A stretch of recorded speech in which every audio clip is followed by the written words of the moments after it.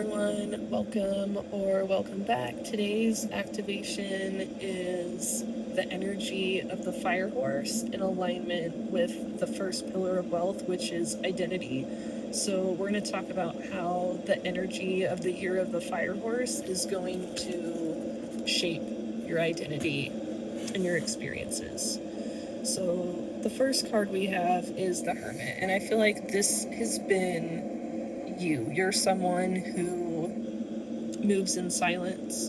So your passions, your projects, your creations, things that you desire, things that you've been working on, these are things that you've been keeping to yourself. And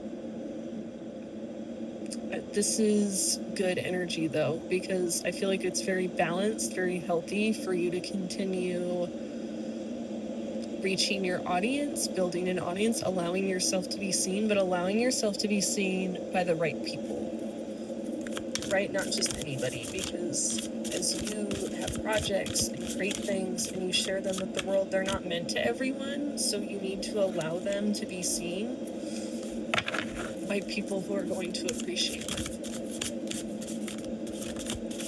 right? It's the whole energy of if you give something to someone for free, are they going to appreciate it as much as if they had to exchange some of their energy, right? So everything is ultimately an energy exchange. And you have to be willing to give something to receive.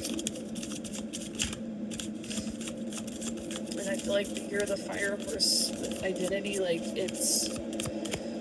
feel like the beginning of 2026 has just been this whole shedding cycle for you of thoughts, beliefs, patterns. I feel like you started 2026 as one person and that you're a completely different person right now than when you started this year because you decided to stand in your own authenticity. There's this different level of awareness about you. And talking about birthing creative projects, we have the Empress, and in this depiction, she's holding the world. She is the world, and she's in connection. You see the water and the fish and the earth and the moon. So make sure that you are in connection with yin energy, water energy. This is a very strong, momentive year. There's a lot of movement. Things are going to move fast, and it's a lot of yang. It's double fire energy, so inviting yin energy, water energy into your life through ocean breathing, just simply making sure you're drinking enough water every day is going to be the difference in how this energy calibration affects you, because we are energetical beings.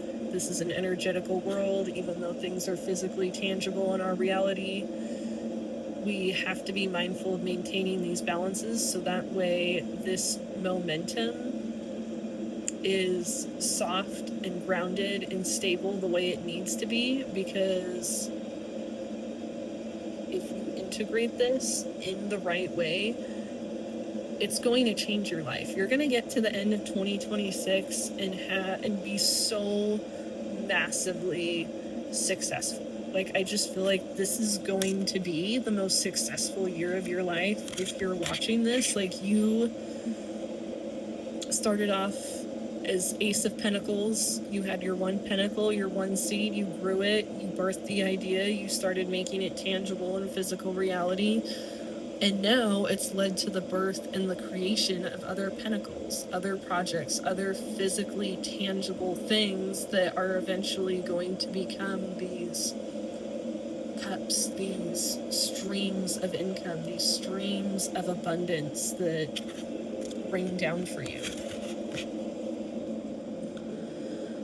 Three of Wands, I feel like you have spent a lot of time on your journey alone. Everything you've been doing, creating your projects, this is something where you've completely taken it upon yourself, and you have completely taken the initiative, and that is amazing, and that is perfect for the energy of this year, because that means you are someone who is able to self-reflect. This means you are someone who is able to recognize that you can stand on your own 2 feet regardless of what is going on, and having that capacity, having that type of intelligence within you makes the difference in how successful this year allows you to be. Like, you're going to be successful no matter what, but how successful do you want to be? Right? Page of Cups. Yeah, so just keep inviting that soft, stable, watery yin energy into the year. Like, not just right now, because this energy is going to carry on throughout the year. This isn't, of course it's strong because we're at the beginning of the energy portal, but realistically, this is going to impact us throughout the year, and it's going to change as the energy shifts. So balance is key. Balance is crucial. And with the Lovers card, I just feel a lot of passion from this card. Maybe you have someone. It's going to be different for every individual. Maybe you have someone already. Maybe you don't have someone in your life, and you will. I feel like whether this person, though, is in your life or not, I just feel this energy of you being able to move through creative projects and create businesses and do things with somebody else. And you're both passionate, you're both energetic, you're both driven, and this could be a romantic partnership or this could be a business partnership, but I feel like it's both, right? Like, I feel like this is a year where you're so in alignment that whether you have someone in your life already or not, like, this is going to be the energies that you're so passionate and so driven about the things that you guys are doing together. Like, success is just inevitable. It is an inevitable byproduct of what the connection is going to provide, right? It's giving like your partner is your angel investor, right? Where you guys put so much energy and effort into yourselves and into the connection and into the projects that is why the pentacles that we saw earlier, like, that's why everything multiplies so quickly, and it's something that's stable, and it's something that's going to be sustainable, like, for the rest of your life. Right? Emperor. Right? Not only this is a grounded, stable authority. Like, this could be the person that is in your life or coming into your life, and this is also you, right? Like I said before, you know how to move in silence, move through silence, and let your work and your actions and the things that people can see about you and your business and your creations, you're sitting on gold, right? It's like you're sitting on a giant gold ball somehow, or like a planet or something. Like, I don't, yeah, like you're coming out of feeling like the wool was pulled over your eyes, right? You were like, oh, people are right. What I've been hearing is right. My guides were right. The readings were right. The knowledge and the things that I've been hearing and receiving is right. It is up to me. These parts of myself can die off so I can be abundant and loved and wealthy. Like, yeah, you're Queen of Wands. Like, you are so powerful. You're so passionate. Like, you're a winner. Right? You, as the I'm sorry. You as the authority figure of your reality Or like, I already decided. I decided I'm wise. I decided I'm lucky. I decided I'm abundant. I decided my heart is in alignment. And because I decided that, I get to sit on wealth. Maybe you have a cat, a familiar. Nothing wrong with having an animal guide, an animal friend. I think it's really important, actually, for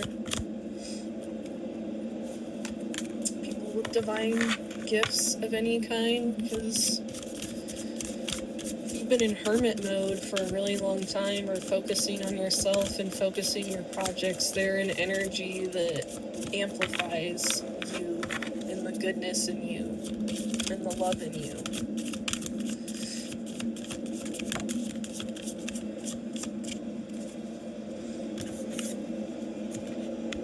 Yeah, like you have been on a long journey alone to get to where you are, just allowing your wisdom and your intuition to guide you. And it's allowed you to become this. Like, nothing stands in your way anymore. The only person you're in competition with is yourself, right? You're like, how can I learn more? How can I do better than I did last time? Okay, I was successful, but how can I be more successful? Okay, I have money, but how can I have more money? How can my money make me more money? How can I do more? And this energy of expansion is what allows people to be wealthy and abundant and loving. Like, it's a choice, right? The magician understands that they are a co-creator of their reality, and that, you know, and the reality is, especially if we're talking about wealth, in order to hold these frequencies sustainably, the nervous system has to be regulated, and you have to be aware that there is something that exists higher than you that gives you this knowing that all of these things are meant for you. Because people who are wealthy and successful and abundant, they have a different mindset and belief about themselves than the average person, right? And that's you. You're the 1%, you're the 1 in the million, like, you're the exception. Productivity and creation. So just lean into your heart, lean into your intuition, whatever you feel guided to do, create moves that you want to make, trust in them, rely on them, be grounded in integrating them, integrating your lessons, and doing these things, creating these things.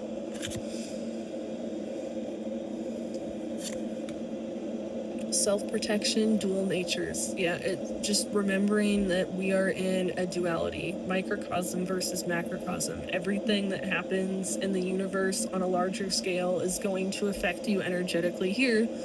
And people who are wealthy and successful and abundant, they are aware of this on some level, and they're grateful. Experimentation and rebellion. Like, you are someone who goes against the grain, you do the different thing, right? You're just different, and that's not a bad thing, right? You don't want to be, quote, normal. You don't want to be the person that fits in a box or can be trained to be a certain way by experiencing life in society. Like, that's not who you are. You are someone who is seen as having a rebellious nature because you're not afraid to do what you want, and you don't care what people think, and you went through a lot of trial and error to be successful in the projects that you're outputting. Yeah, like things that you did that you used to do, like as a child, or ideas that you had that you forgot about, like, they are going to come back. Like, there's no such thing as a missed opportunity, right? It either wasn't aligned for you at that time and it'll come back, or it won't, right? Let's see if there's anything else you need to hear. Just close this off.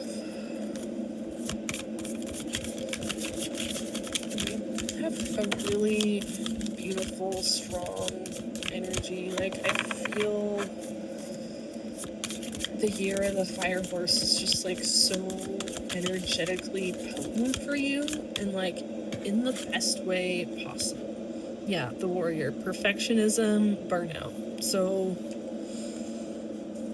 that is why incorporating that water energy, that yin energy, in this double yang year of the fire horse that we're experiencing, like, there's going to be so much momentum to carry you forward that if you don't intentionally pace yourself, go with the flow, allow yourself to rest and relax and make time for that, and be patient moving through your creative projects, you don't want to give yourself burnout before everyone gets to see how awesome you are.